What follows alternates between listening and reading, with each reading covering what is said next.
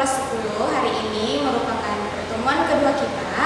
Adapun materi yang akan kita bahas ada 3. Yang pertama, menjelaskan skala prioritas dan pengelolaan keuangan. Yang kedua, menjelaskan kebutuhan dan alat pemenuhan kebutuhan. Yang ketiga, menjelaskan biaya penyuap.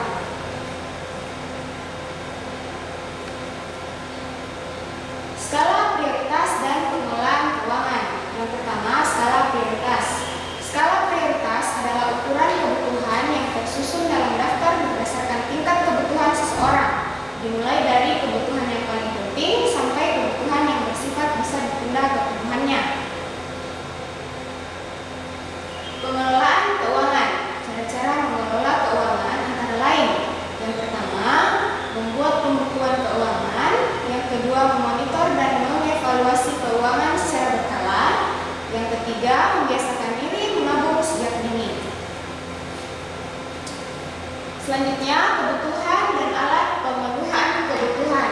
Yang pertama, kebutuhan yang tidak terbatas, terdiri atas yang pertama, berdasarkan tingkat intensitas terbagi atas 3. Yang pertama, kebutuhan primer. Yang kedua, kebutuhan sekunder.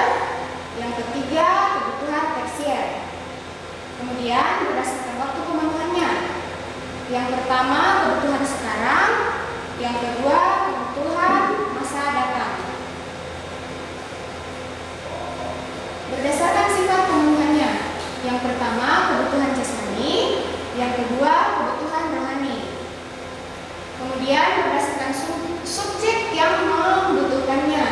Yang pertama, kebutuhan individu. Yang kedua, kebutuhan umum. Barang dan jasa sebagai alat pemuas kebutuhan. Jenis barang. Yang pertama, berdasarkan cara memperoleh. Yang pertama, barang ekonomi. Yang kedua, barang non-ekonomi. Kemudian yang kedua, berdasarkan kepentingan, terbagi atas 4. Yang pertama, barang inferior. Yang kedua, barang esensial. Yang ketiga, barang normal. Dan yang keempat, barang mewah. Berdasarkan cara penggunaan. Yang pertama, barang pribadi. Yang kedua, barang publik. Kemudian berdasarkan hubungan pemakaian. Yang pertama, barang substitusi. Yang kedua, barang komplementer.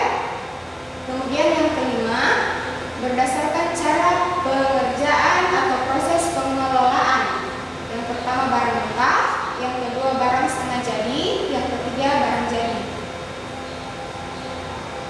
Kemudian yang keenam, berdasarkan bentuk dan sifat. Yang pertama, barang tetap. Yang kedua, barang bergerak. Kegunaan suatu barang terbagi atas 4. Yang pertama, kegunaan bentuk atau produk utility. Yang kedua, kegunaan tempat atau place utility. Yang ketiga, kegunaan waktu atau time utility. Yang keempat, kegunaan milik atau owner utility. Memanfaatkan biaya peluang. Pada libur semester, Dika ingin mendaki Gunung Semeru. Untuk keperluan itu, Dika harus membayar biaya travel sebesar 500.000. Selain itu, untuk bekal pribadi, Dika juga harus mengeluarkan uang sebesar 100.000.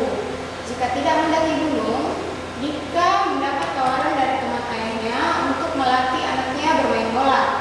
Untuk itu, dia akan mendapat upah sebesar 200.000 sehari. Pertanyaannya, berapakah biaya peluang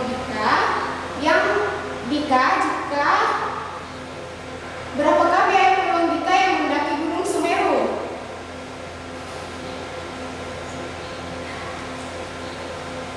Oke, penyelesaian.